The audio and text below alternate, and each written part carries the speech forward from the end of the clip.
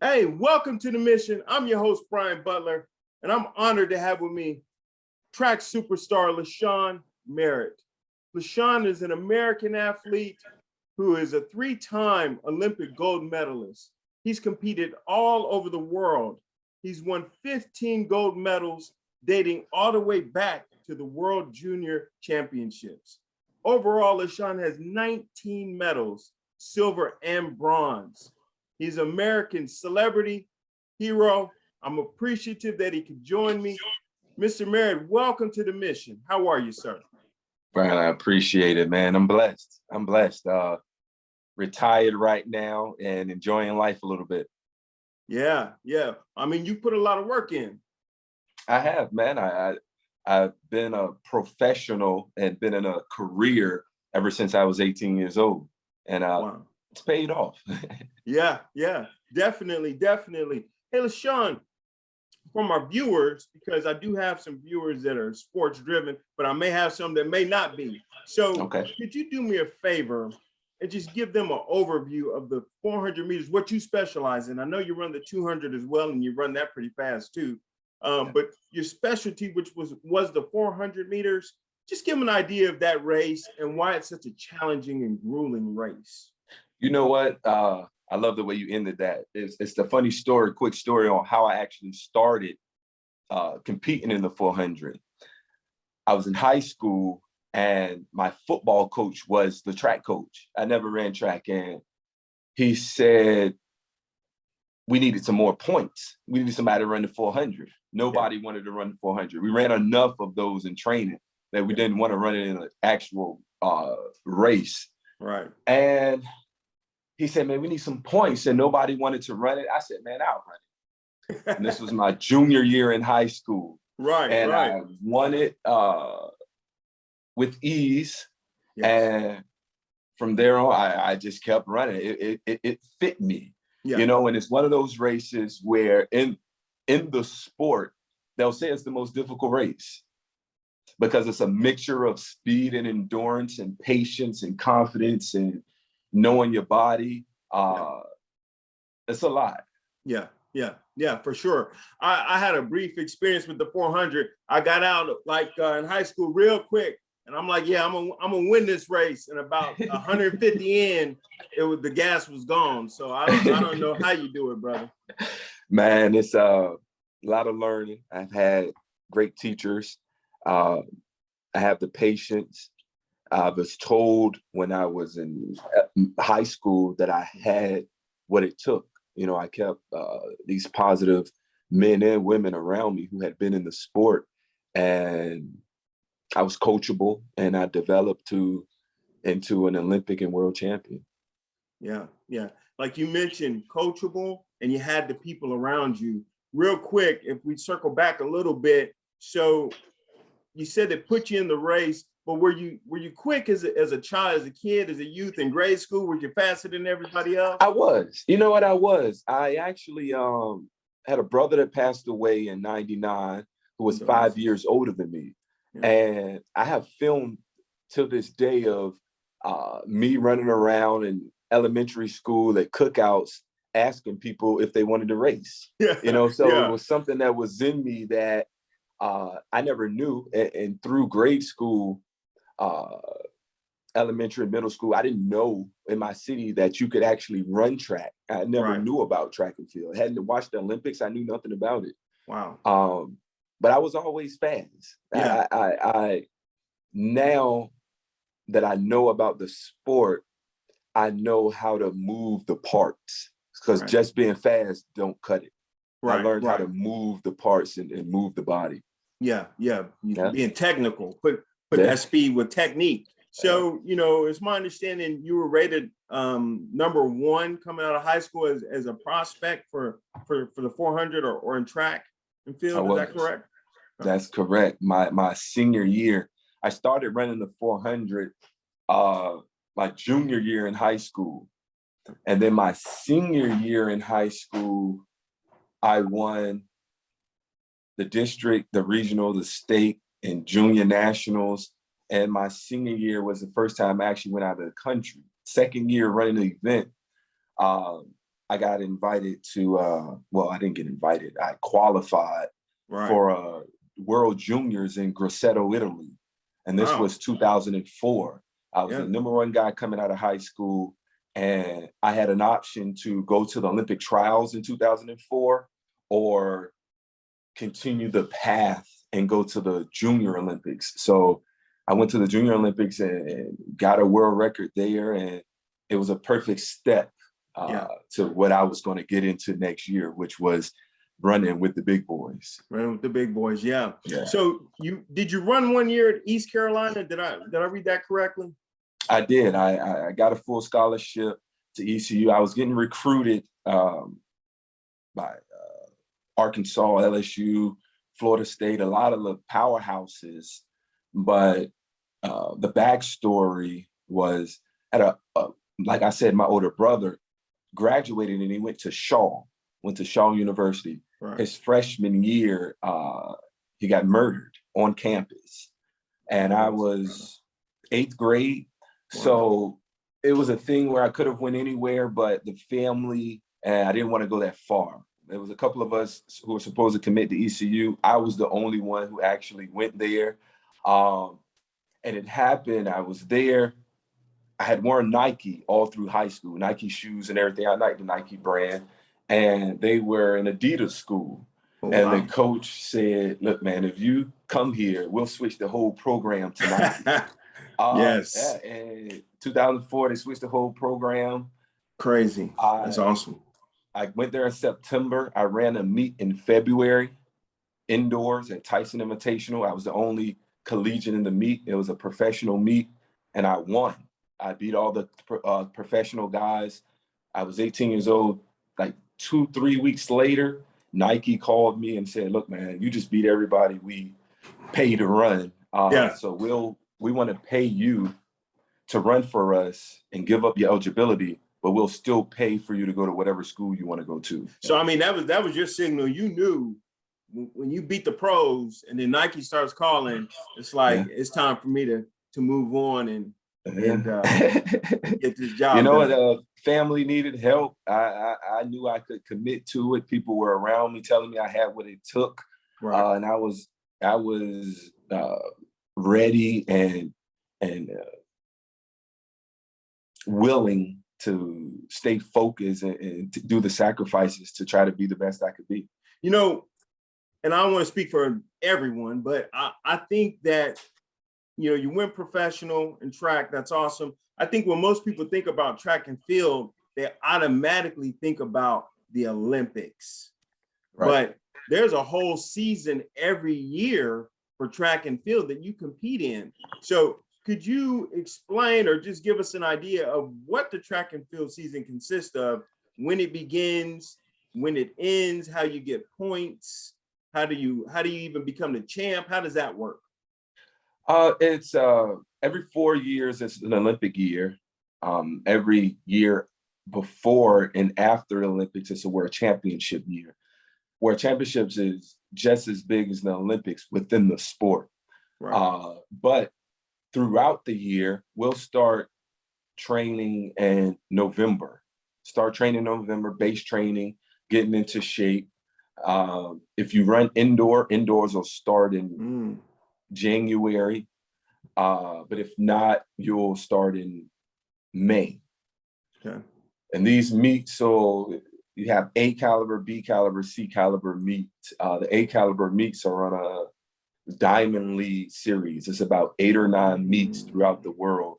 You have Shanghai, Rome, Monaco, Italy, Rabat, one in Africa. So they're all over. And you go to these meets at the A caliber, they invite the top 8 because it's 8 lanes throughout the world, and you get appearance fees and everything. And then then you go places within these series of 8 meets. So in one season, you'll run about 15 or 16 meets throughout the world. And at the end, it may be a world championship or an Olympic, depending on which year it is. Okay. And then something you mentioned there was how important within the sport that the world championships are. And like I said, I think most people think just Olympics, but world championships, that means the same to you all athletes as the Olympics, it sounds like. Exactly. As you're getting prepared and you're going through the series of the races in the league, if it's an Olympic year, everything you're doing is gearing towards getting prepared for the Olympics and qualifying for the Olympics. Right.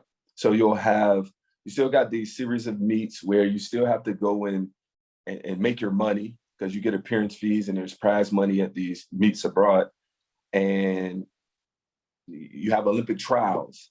So if it's an Olympic year, the Olympics may be in, let's just say, June, July, August. If the Olympics are in August, in June, the US will have Olympic trials. Olympic trials, it'll be 30 guys in each event, men and women. Wow. And over a week and a half period. Yeah. And you start off, you'll have 3 rounds. First round, it may be 5 heats. And it may take the top 2 out of each heat, plus the next 3 fastest times or whatever. So they chop it down from 5 heats to 3 heats the next day. Yeah. So then then they take the top 2, no matter, and then the next 2 fastest times out of all of them to make a final on the 3rd day. Then that final top 3 represents America and the Olympics. And Man, no matter, that right there is kind of murderous row right there, just to get to qualify for. Just to qualify, yeah, to actually be, and you have to be on that day. You have nothing can go wrong, so it gets pretty intense. I'm no doubt about that. That's the highest level of competition and mental toughness and it is all those things. My first Olympics was 2008. So your very first Olympics, you won a gold medal. I did. It was interesting because I appreciate it. Yeah, it was. I went in the underdog a little bit to everybody, but my coach and I had a plan. We had a strategy. I stuck to it. And it was interesting because in Olympics, you have the Olympic Village. Olympic Village, you have a roommate. Is everyone who's competing in the Olympics in these dorm rooms. You got American flag, all these flags. Nice. So my roommate was Angelo Taylor. Angelo runs the 400 hurdles. We have the same agent and everything. Wow. So I guess Angelo final was on like a Friday night. My final was on like a Saturday night. So Friday night, Angelo go out and win a gold. I come back to the room, there's gold everywhere on the door and everything. I'm like, oh my goodness, I got a final tomorrow night. Yeah. And I go out and I win gold too. And we were the only people of that whole Olympics who were in the same room who had gold, but then we actually got gold on the 4x4. So our room was we had 2 double gold medalists in one room. And that was the super championship success room right there. That was awesome. Yeah, everybody should have been trying to knock on the door to stay in there, man. Get some of that rubbed off on them, man. That is tremendous. I didn't even know your very first Olympics you came out and won gold. Oh. So I did see that, I followed it a little bit. I saw the race, but I followed it a little bit. And I know you had some competition. And the gentleman that won the 2004 Olympics was supposed to win in the 400 meters. Jeremy Warner, he was supposed to win the Olympics you were at. And you upset the apple cart. Yeah, it was, I came in at 18 and he was already dominating in this 400. Right. I was blessed enough to have a coach who was a teacher and a learner, and I had him one-on-one. Looked at a lot of film, man. I looked at so much film over the years, high school, my early years. And we just studied him. in every race throughout that year, I got closer. I closed the gap a little bit more, a little bit more, a little bit more. And then I think we were in Paris, like 2 or 3 weeks before the games. And I won, and I beat him. You beat him. And after that, my coach was like, we figured it out. We figured it out. And after that, I just kept sticking to my strategy and being confident. But I definitely went in there, the underdog. He had already won. He had the hype behind his name. I ran well through the rounds. I got to the finals, and it was one of those things where I knew exactly what I needed to do. I knew exactly what I needed to do, man. Yeah, exactly. And everything was just firing. Clicking. Yeah. So the thing that I find even more interesting about that is you won that race, because I rewatched it and rewatched it and rewatched it. I'm like, dang, you won that race by the greatest margin between a first and second in the 400 meters in the Olympics. I mean, what was your feeling when you looked up? You're like, not only did I win, but I dusted him. You know what? I think that solidified me to people and in my brain that I was eligible to be a championship runner. You know, because people run fast all day and throughout the season. But when you get to a championship and you can stick to your plan and things turn out exactly, your times exactly how you want it to be, it is something different in that. And that's a championship runner. That's why I've had so much longevity and so much success in the sport, because I think I know how to be a championship runner. I don't get too phased with the spotlight. I'm able to stay calm. I'm able to rely on my training. And I take them as just, hey, this is another race. Even though I know the world's watching, I don't know how I do it to this day. Yeah. I get more nervous in a race in Florida than I do in a race in Paris. So I'm just a championship runner. Yeah. When the lights come on, you just perform. It's there. that pressure's on you, but it sounds like you use that pressure to help propel you to your best performances. Yeah, I have. That's a special quality. Yeah. And knowing that, you know, man, a lot of it was my brother. It was like, he didn't get a chance to do anything. He was class clown, most likely to succeed and all these type of things. And out of the family, I feel like he was the one who would have excelled in whatever he would have done, you know? So throughout that whole career, I would be in these foreign places, knowing I'm from Portsmouth, where it's the hood. And I would think, you know what, man? Yeah. If I'm here for a reason. And my brother wasn't able to do anything. So I just got to maximize these opportunities. Don't let anything get in my way, and know it's a bigger purpose and a higher reason. Yeah. That's beautiful. It's like, you know, I talk about being obsessed with the mission and knowing your purpose and being driven and laser focused to get to your goals. And that sounds like, you know, you was doing it for your family, for yourself, and for your brother. And I mean, you can't have a greater purpose than that right there. Man. And it being an individual sport, it teaches you a lot. Track and field teaches you a lot. It teaches you accountability. It teaches you, I've had plenty of times where I've been dead tired on the side of the track and my coach is on the other side and he's screaming at me, 10, 9, 8, and ain't nobody there patting me, hyping me up to get up and do what I need to do. So you just I built a lot of things in his character and delayed gratification. Like I said, I would start training in November. It wouldn't compete until March.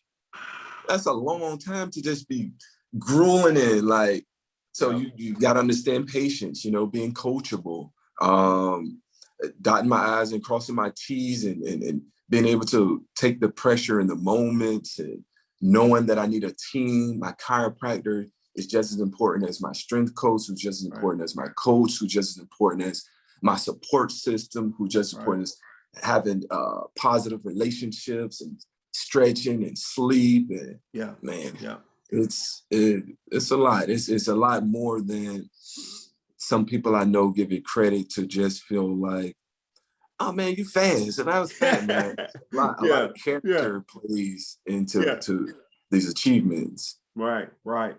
Yeah, they just think you just get out there, you just fast, you just get out there and run, don't realize all the sacrifice and dedication and hard work and long days and nights you put in. So what do you think was the difference between, even at that highest level of caliber of athlete, what was the difference between you and some of the other high level caliber athletes that just couldn't get to the gold or get on and I know that's super hard to do, it's a rarity, but you did it. You know what, man? I think it's a combination of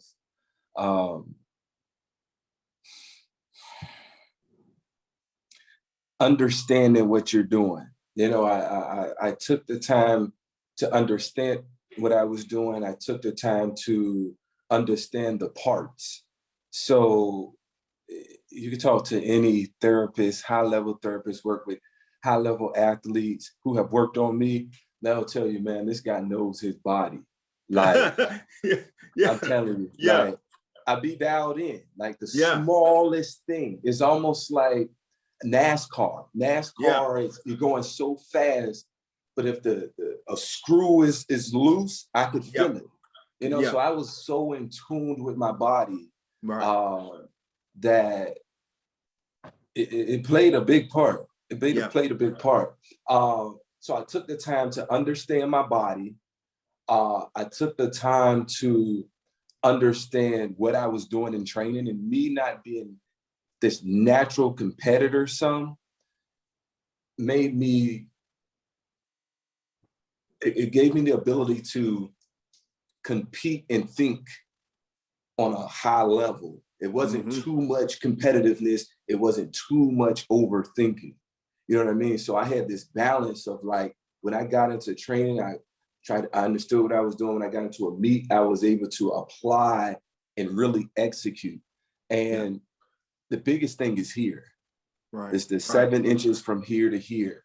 Right. Keeping the noise out, just believing,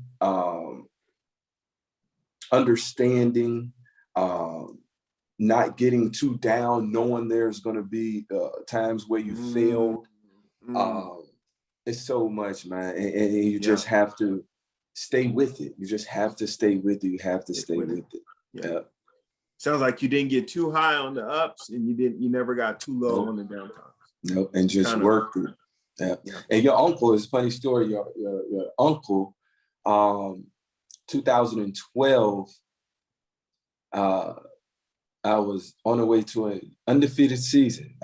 It was Olympic year.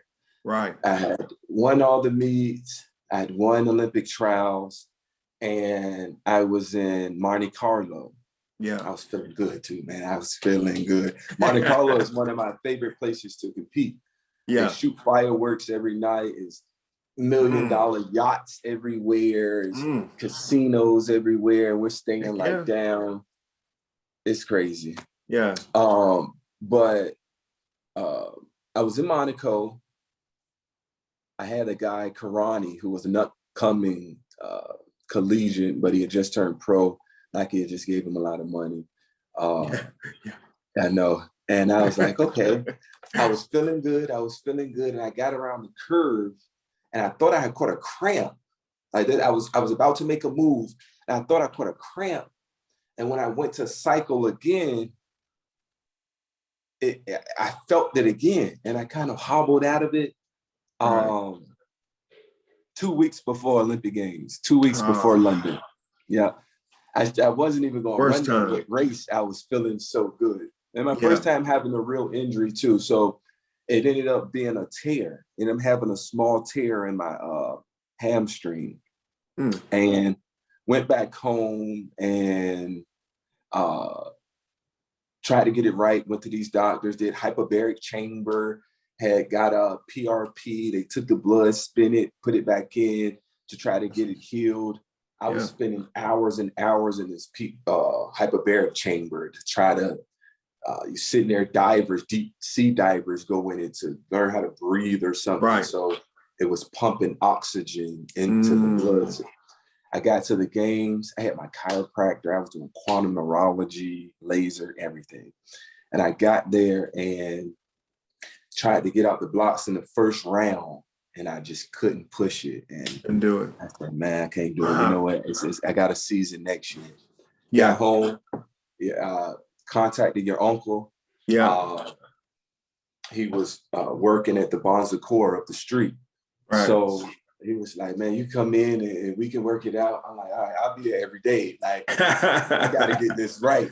Got to get it right. We got there. It was there's a lot of older people in there, right? Yeah. It was cool though. It was a cool environment. Right. We had a lady sitting there like doing this while I'm curling, trying to get my calves right and everything. Yeah. So we did the physical therapy part. Plus, I did my strengthening with him to try to get the muscle back strong. Right. I'm not sure how many months we did it. We did it for a while, but that next season, I won world championships. Boom. Yep.